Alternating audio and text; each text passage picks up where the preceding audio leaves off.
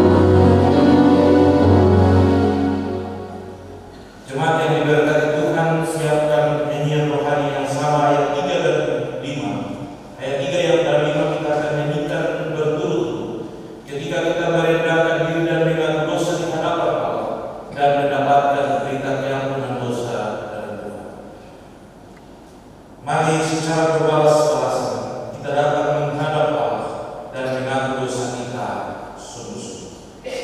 Memasuki dan berada di minggu Advent yang pertama ini, atau masa penantian, itu berarti kami berada dalam introspeksi dan perenungan sebagai orang-orang yang berdosa.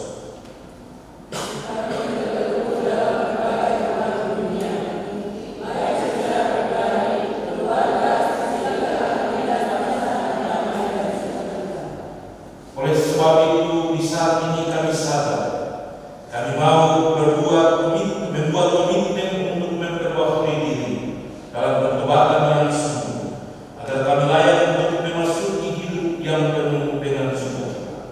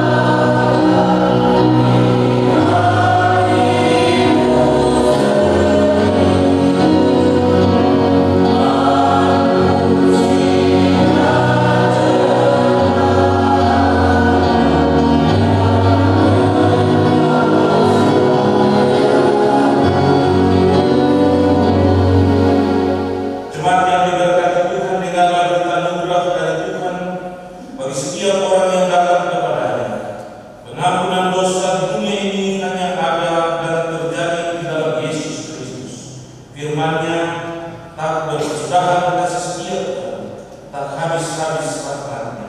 Tuhan adalah baik bagi orang yang berharap kepada-Nya, bagi jiwa yang mencari. Tetapi 3 ayat 25 dan ayatnya yang 28. Terpujilah Engkau Yesus yang telah datang untuk membuka, melepaskan, serta membangkitkan kami dari belenggu-belenggu yang mengikat jiwa-jiwa kami untuk menyambut terang kebenaran. Kurasa tidak aku.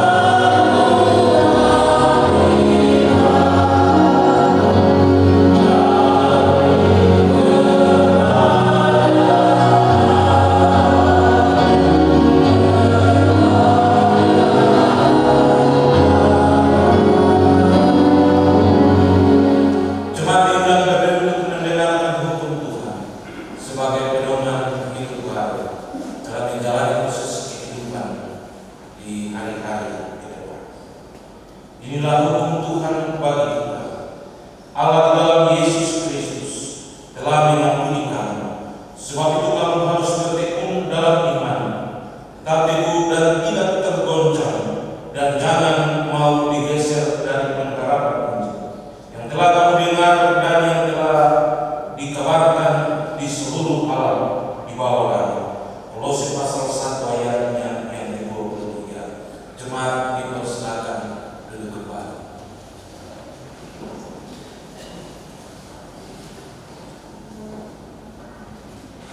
Kita akan mendengarkan firman Tuhan, dan firman Tuhan bagi kita dalam kitab Yohanes pasal 6. Kitab Yohanes pasal 6 ayat 25 sampai ayatnya yang ke-58. Yohanes pasal 6 ayatnya yang ke-25 sampai ayatnya yang ke-58. Injil Yohanes pasal 6 ayatnya yang ke-25 sampai ayatnya yang ke-58. Dan sebelum kita mendengarkan bagian firman Tuhan ini, mari kita tenang dan berdoa minta pimpinan Roh Kudus. Mari kita berdoa. Di tangan kami Tuhan, terbuka firman-Mu yang kudus. Kami akan baca dan belajar dari untuk memahami dan mengetahui maksud Tuhan yang harus kami pahami dan kami laksanakan di tengah-tengah hidup. Ketika kami ada dan memasuki masa raya nanti di hari yang pertama, kami minta hadirat Tuhan dalam kuasa Roh Kudus-Mu, menaungi, menguatkan dan memampukan kami, supaya kami benar-benar dikuatkan dan dimampukan untuk dapat memahami dan mengerjakan firman-Mu di tengah-tengah hidup. Usir segala kuasa-kuasa yang mengganggu kami Tuhan, dan Roh Kudus-Mu menguatkan dan memampukan kami, supaya kami benar-benar dikuatkan untuk menjadi pelaku-pelaku firman yang hidup di tengah-tengah bumi. Bersabarlah kepada kami ya Kristus, karena kami siap mendengarkan sabda. Amin. Injil Yohanes pasal 6 ayatnya yang ke-25 sampai ayatnya yang ke-58. Demikian bunyinya. Roti hidup. Ketika orang banyak menemukan Yesus di seberang laut itu, mereka berkata kepadanya, "Rabi, bila mana engkau tiba di sini?" Yesus menjawab mereka, "Aku berkata berkata kepadamu, sesungguhnya kamu mencari aku, bukan karena kamu telah melihat tanda-tanda, melainkan karena kamu telah makan roti itu dan kamu kenyang. Bekerjalah bukan untuk makan yang akan dapat binasa, melainkan untuk makanan yang bertahan sampai kepada hidup yang kekal, yang akan diberikan Anak Manusia kepadamu, sebab Dialah yang disahkan oleh Bapa Allah dengan meterainya. Lalu kata mereka kepadanya, apakah yang harus kami perbuat supaya kami mengerjakan pekerjaan yang dikehendaki Allah? Jawab Yesus kepada mereka, inilah pekerjaan yang dikehendaki Allah, yaitu hendaklah kamu percaya kepada Dia yang telah diutus Allah. Maka kata mereka kepadanya, tanda apakah yang engkau perbuat supaya dapat kami melihatnya dan percaya kepadamu? Pekerjaan apakah yang engkau lakukan? Nenek moyang kami telah makan mana di padang gurun, seperti ada tertulis, mereka diberinya makan roti dari surga. Maka kata Yesus kepada mereka, aku berkata kepadamu, sesungguhnya bukan Musa yang memberikan kamu roti dari surga, melainkan Bapa-Ku yang memberikan kamu roti yang benar dari surga.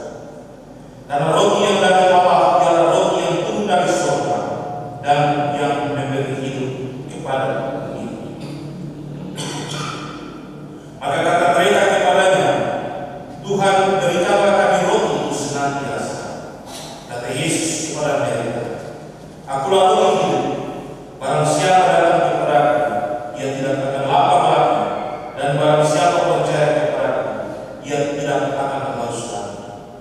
Tetapi aku telah berkata kepadamu, sungguh pun kamu telah melihat aku, kamu tidak percaya. Semua yang diberikan Bapa kepadaku akan datang kepadaku, dan barang siapa datang kepadaku, ia tidak akan kubuang. Sebab aku telah turun dari surga bukan untuk melakukan kehendak, tetapi untuk melakukan kehendak Dia yang telah mengutus aku. Dan inilah kehendak Dia yang telah mengutus aku, yaitu supaya dari semua yang telah diberikan kepadaku, jangan ada yang hilang, tetapi supaya membangkitkan pada akhir zaman. Sebab inilah kehendak Bapa-Ku, yaitu supaya setiap orang yang melihat Anak dan yang percaya kepadanya beroleh hidup yang kekal, dan supaya Aku membangkitkannya pada akhir zaman. Maka bersungut-sungutlah orang Yahudi tentang Dia, karena Ia telah mengatakan, Akulah roti yang telah turun dari surga. Kata mereka, bukankah Ia ini Yesus, anak Yusuf dan ibu bapaknya kita kenal? Bagaimana Ia dapat berkata, Aku telah turun dari surga? Jawab Yesus kepada mereka, jangan kamu bersungut-sungut. Tidak ada seorang pun yang dapat datang kepadaku jikalau ia tidak ditarik oleh Bapa yang mengutus Aku. Dan Ia akan kubangkitkan pada akhir zaman. Ada tertulis dalam kitab nabi-nabi, dan mereka semua akan diajar oleh Allah. Dan setiap orang yang telah mendengar dan menerima pengajaran dari Bapa datang kepada-Ku. Hal itu tidak berarti bahwa ada orang yang telah melihat Bapa, hanya Dia yang datang dari Allah. Dialah yang telah melihat Bapa. Aku berkata kepadamu, sesungguhnya barang siapa percaya, ia mempunyai hidup yang kekal. Akulah roti hidup. Nenek moyangmu telah makan mana di padang gurun, dan mereka telah mati. Inilah roti yang turun dari surga. Barang siapa makan daripadanya, ia tidak akan mati. Akulah roti hidup yang telah turun dari surga. Jikalau seorang makan dari roti, ia akan hidup selama-lamanya. Dan roti yang kuberikan itu ialah daging yang akan kuberikan untuk hidup dunia. Orang-orang Yahudi bertengkar antara sesama mereka dan berkata, bagaimana Ia ini dapat memberikan dagingnya kepada kita untuk dimakan? Maka kata Yesus kepada mereka,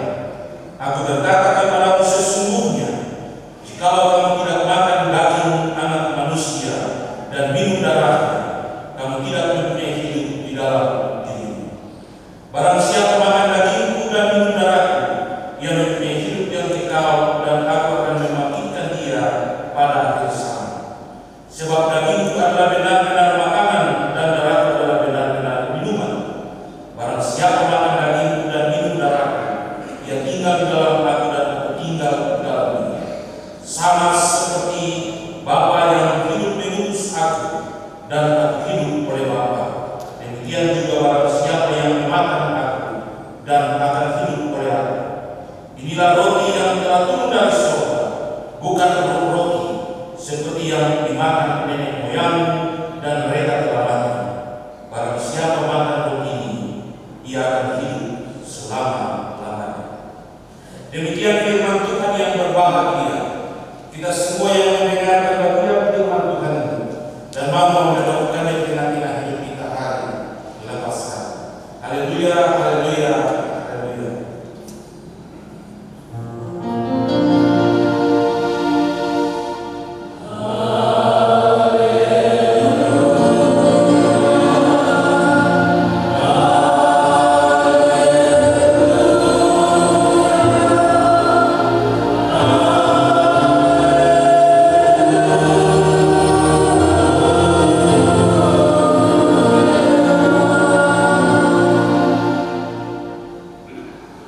Jemaat yang diberkati Tuhan, dari bacaan kita hari ini, Yohanes pasal 6 ayat 25 sampai ayatnya yang ke-58 akan mengajak kita semua untuk ada dan menjalani proses kehidupan di hari-hari hidup kita dengan sebuah catatan tema bekerja untuk hidup yang kekal. Setiap orang pasti memiliki tujuan hidup ketika dia membangun sebuah kehidupan yang penuh dengan sukacita dan kebahagiaan.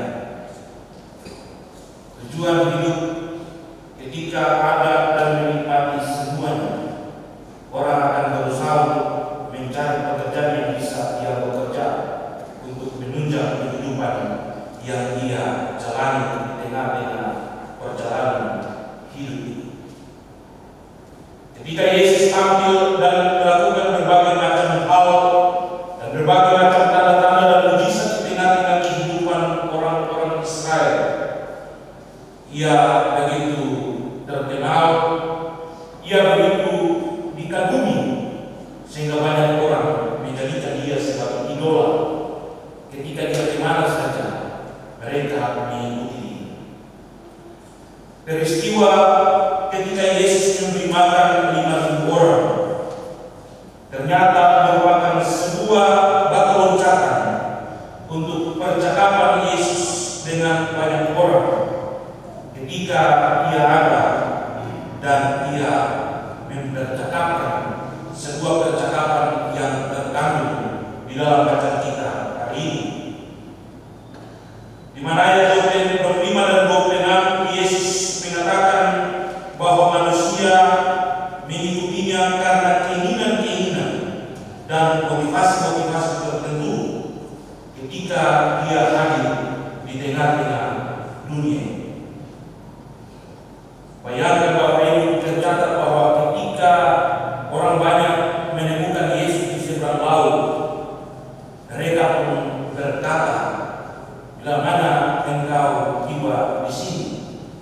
Sebuah pertanyaan yang mengandung tanda tanya bahwa ternyata Yesus tiba-tiba ada dan bisa bertemu dengan mereka. Dalam percakapan itu, Yesus ingin membuka alam memiliki orang-orang yang banyak mengikutinya untuk memahami tentang sebuah kehidupan kekal yang akan dinikmati oleh setiap orang.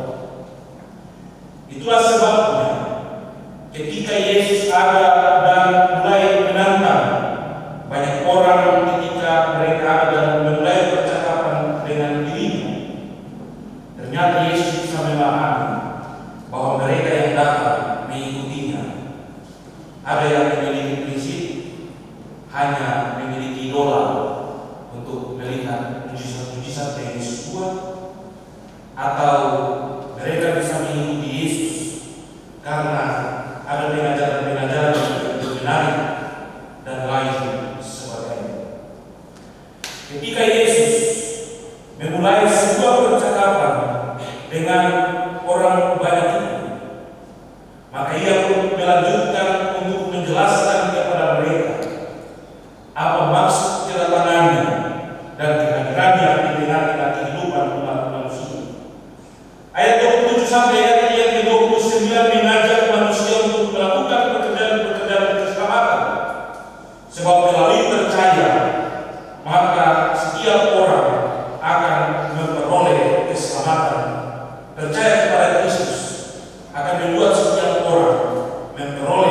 keselamatan di tengah-tengah hidup ini. Itulah sebabnya dalam ayat 27 sampai ayatnya yang ke-29, ia berkata kepada orang-orang itu bahwa ketika mereka percaya kepadanya, maka mereka akan diselamatkan, karena ia diutus oleh Bapanya yang di surga untuk melakukan pekerjaan keselamatan, sehingga ia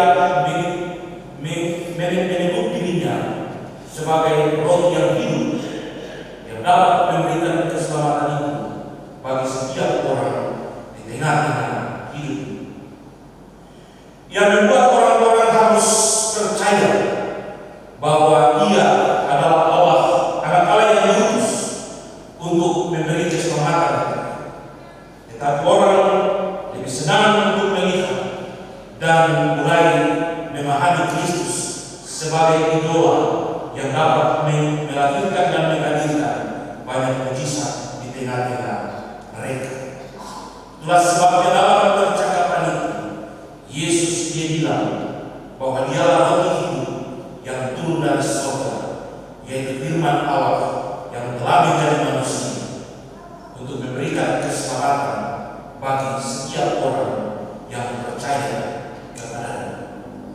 Sehingga Bapak Ibu kita bacakan dalam ayatnya yang ke-30 sampai ayatnya yang ke-40 dari peristiwa percakapan itu, maka di situ terjadi sebuah hal tentang sumut-mensumut dalam kisah ini.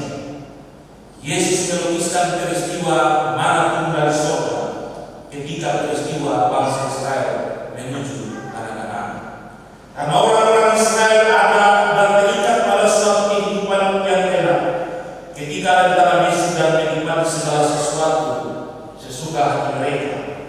Dan dalam proses perjalanan panjang itu, mereka memperoleh atau mengalami situasi yang begitu sulit, sehingga mereka pun mengalami kesulitan di tengah-tengah pergumulan hidup mereka.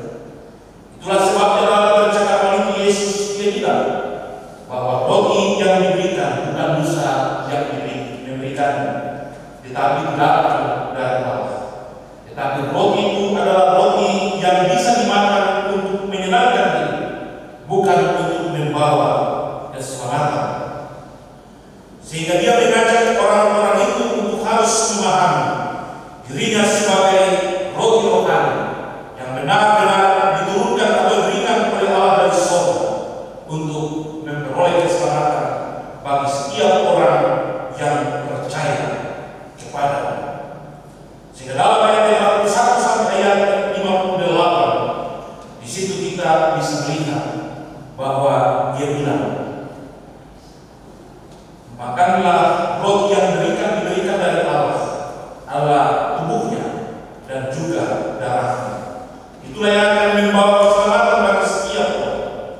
Dan untuk memperingati peristiwa makan roti dan minum anggur yang adalah lama tubuh dan darah Kristus, kita selalu melakukannya dengan perayaan sakramen perjamuan kudus. Bahwa Yesus memberikan hidupnya dan membagi-bagikan keselamatan itu bagi setiap orang dalam perayaan perjamuan kudus.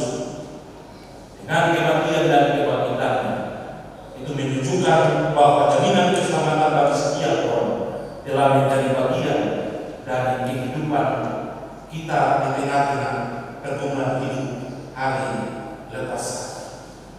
Oleh sebab itu, Bapak Ibu yang diberkati Tuhan, dari bacaan kita hari ini ada beberapa hal yang menjadi bagian yang harus kita pikirkan dan harus kita renungkan di tengah-tengah hidup kita sebagai orang-orang yang telah menerima roti kehidupan yang akan membawa kita kepada keselamatan itu dalam rangka memasuki minggu-minggu Advent, minggu penantian kedatangan Kristus di tengah-tengah dunia. Hal yang pertama yang dalam bagian ini mau menjelaskan kepada kita bahwa ketika kita ada dan kita hidup di tengah-tengah hidup ini, kita harus mengakui bahwa ada berbagai macam motivasi yang ada pada kita untuk bagaimana kita datang mau mengikuti Yesus dan menunjukkan rasa percaya kita kepadanya. Kalau kita pas mau kasih sidi anak-anak, siapa yang suruh masuk katekisasi? Bapak dan mama. Barang kenapa? Semua ujian yang katekisasi. Itu berarti sebuah motivasi karena semua ujian SMA berarti perlu katekisasi supaya dapat surat sidi untuk proses perjalanan hidup ke depan. Bukan karena percaya dan yakin betul-betul akan kuasa Yesus. Itu contoh motivasi yang ada terkait di dalam. Kadang-kadang kita juga memiliki pengharapan untuk mengikuti Yesus karena kita ingin ada sebuah proses popularitas di tengah perjalanan hidup kita. Berbagai macam motivasi menjadi bagian dari hidup kita. Satu kali kami ada pertemuan di kantor Sinode. Lalu tiba-tiba begini datanglah seorang Muslim. Dia datang di kantor Sinode, dia bilang, Bapak kami, saya datang, saya meminta untuk didoakan karena saya menjadi calon bupati di satu daerah di Sororaya. Lalu ketua Sinode waktu itu masih ada, dia bilang, ya pendeta-pendeta semua kita naik ke ruang rapat kalau kita semua berdoa. Dan dia di Muslim. Kebetulan yang masuk nanti lawan dia itu seorang wakil ketua klasis. Tapi dia tidak datang di kantor Sinode, tapi yang Muslim datang di kantor Sinode ini dan didoakan. Dan Bapak Ibu ketika berdoa, kita sudah bilang, pergi sudah. Kalau hari ini kau datang untuk minta tentang Yesus dan mengikut, semua itu akan terjadi dan benar-benar wakil ketua klasis dia lebih. Tapi yang Muslim dia bisa jadi bupati. Jadi untuk menjawab kebaikan itu dia bangun kantor klasis tinggal terima kunci saja. Sebuah motivasi yang luar biasa yang secara iman tidak percaya tapi membawa diri dan mengakui. Bapak Ibu, orang RI nomor 1 ini juga berada di kantor Sinode untuk didoakan ketika maju presiden yang pertama. Dan itu sebuah mujizat dan sebuah gambaran yang harus menjelaskan kepada kita yang bukan punya Tuhan saja bisa datang dan minta pertolongan dan minta kuasa dan mujizatnya. Baru kita yang punya walau ini kadang-kadang kita abaikan. Itulah sebabnya dari bacaan Yesus bilang, mengikuti dia harus memiliki prinsip yang harus kita tunjukkan di tengah-tengah hidup ini. Bahwa mengikuti berarti dengan tulus, tidak ada motivasi-motivasi yang lain.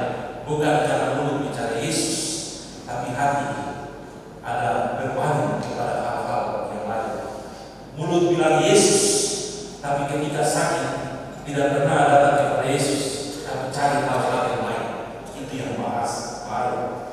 Sebab Yesus bilang ketika harus percaya kepadanya, harus percaya dengan tulus, karena Ia yang adalah anak Allah yang diturunkan dari surga akan memberikan keselamatan bagi setiap orang yang percaya kepadanya.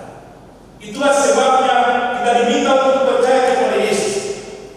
Kita memberikan kehidupan yang tulus kepada Kristus, karena Dialah yang akan memberi keselamatan bagi setiap orang yang percaya kepadanya. Tidak sembarang dan tidak segampang Yesus berkata kepada orang lain, siapa yang percaya kepada-Ku tidak akan memperoleh kehidupan yang kekal. Kalau kita baca dalam Yohanes pasal 1 ayat 16 kan, yang kata begitu besar kasih sayang dunia ini sehingga Ia mengaruniakan anaknya juga supaya setiap orang yang percaya kepadanya tidak binasa melainkan beroleh hidup yang kekal. Oh, Yohanes 3 ayat 16.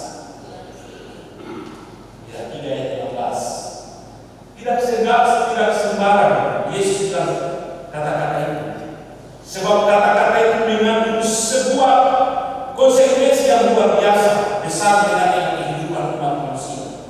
Seandainya rasional saja kita berpikir, saya mau percaya Yesus karena saya akan memperoleh kehidupan yang kekal. Tapi nyatanya tidak ada kehidupan kekal berarti kita akan bilang Yesus itu penipu.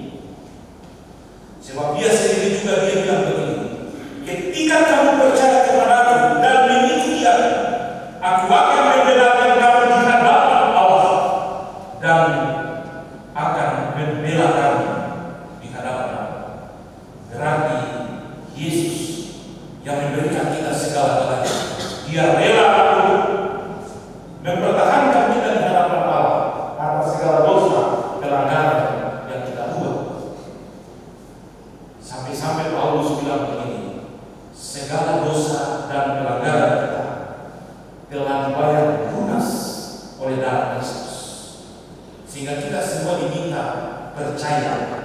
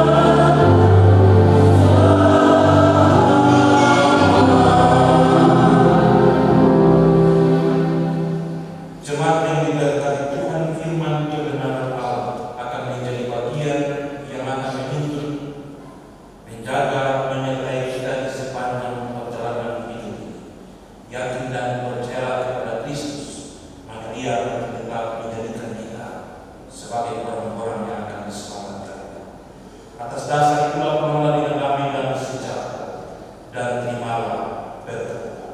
Inilah berkat. Kasih karunia dan damai sejahtera dari Allah yang melawat bersinar melenyapkan bayang-bayang malam. Kiranya